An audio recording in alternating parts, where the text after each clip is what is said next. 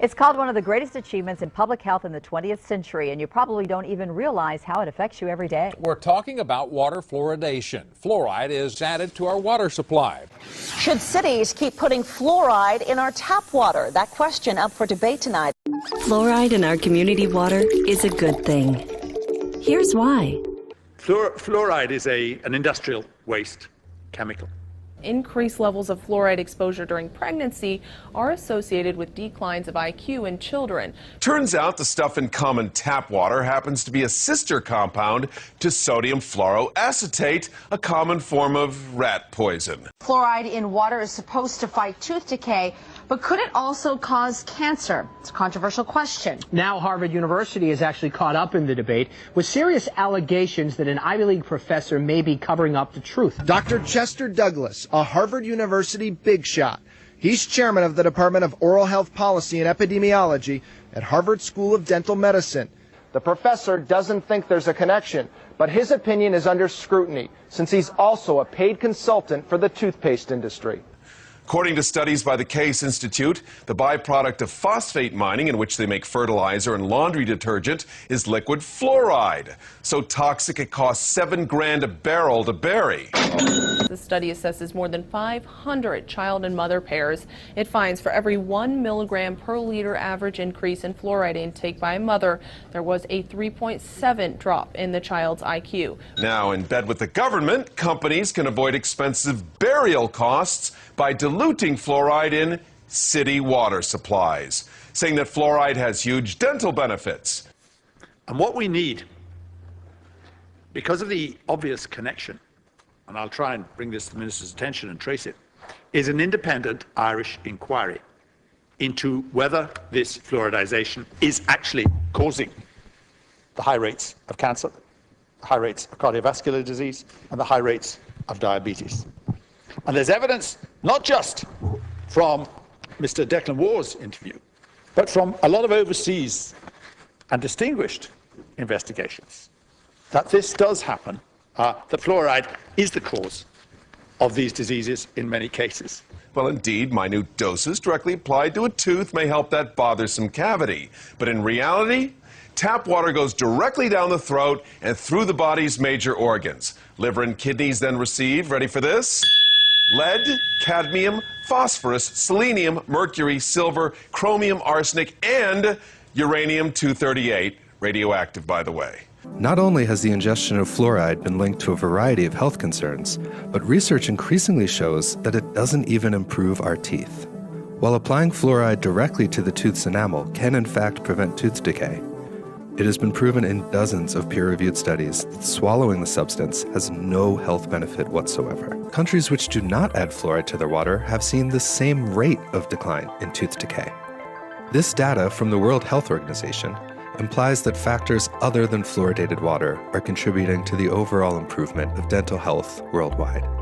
Is the fluoride problem a new phenomenon? No. By World War II, farms, cattle, plants, and fish were dying from the toxic byproduct of common aluminum production, sodium fluoride. One of the first things I did, of course, I gave out lots of free toothpaste. I started reading the label on it, and keep out of the reach of children under 6 years of age. Okay, that sounds reasonable.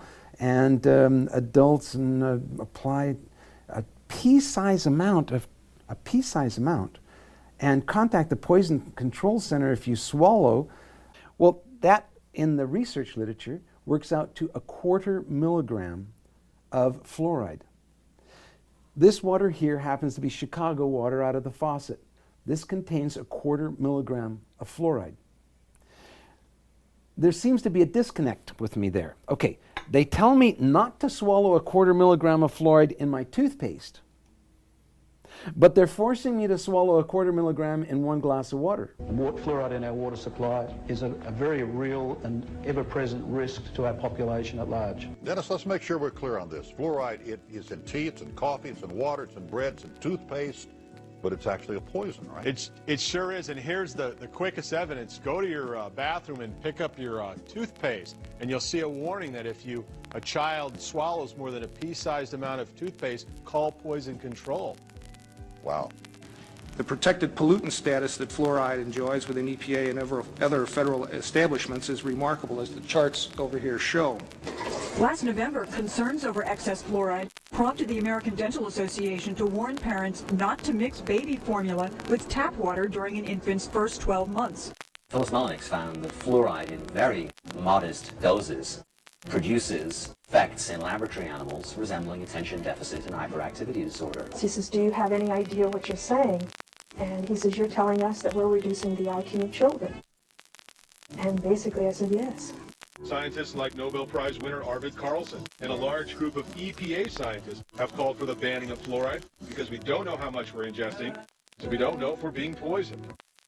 Fluoride can also build up in the bones to cause pain, stiff joints, and skeletal abnormalities when they get older. It's a cumulative poison. It just gradually builds up and it gradually causes harm. You know when fluoride was first put in drinking water? In the Nazi concentration camp. Stands back in amazement, can't believe it.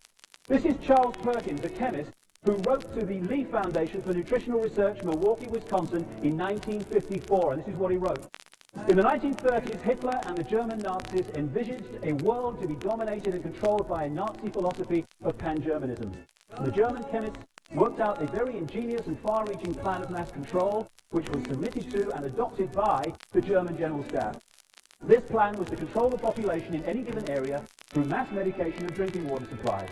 By this method, they could control the population in whole areas, reduce population by water medication that would induce sterility in women and so on. In this scheme of mass control, sodium fluoride occupied a prominent place.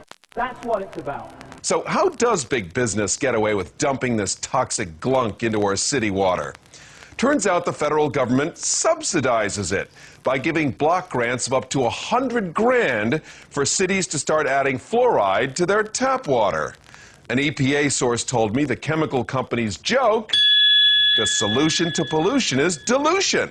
Better to poison a lot of people a little than a few people a lot. Then it'd be really obvious. We're developing a society because of all of these different toxins known to affect brain function. We're seeing a society that not only has a lot more people of lower IQ, but a lot fewer people of higher IQ. In other words, a dumbing down, a chemical dumbing down of society. So everyone's sort of mediocre. That leaves them dependent on government because they can't excel. We have these people of lower IQ who are totally dependent. Then we have this mass of people who are going to believe anything they're told because they can't really think clearly. And very few people of very high IQ who have good cognitive function who can figure this all out. And that's what they want. So, you can kind of piece it together as to why they are so insistent in spending so many hundreds of millions of dollars of propaganda money to dumb down society. The sharing of biased and false news has become all too common on social media. More alarming, some media outlets publish simply aren't true without checking facts first. Unfortunately, some members of the media use their platforms to push their own personal bias and agenda to control exactly what people think. And this is extremely dangerous to our democracy. This is extremely dangerous to our democracy. This is extremely dangerous to our democracy. This is extremely dangerous to our democracy.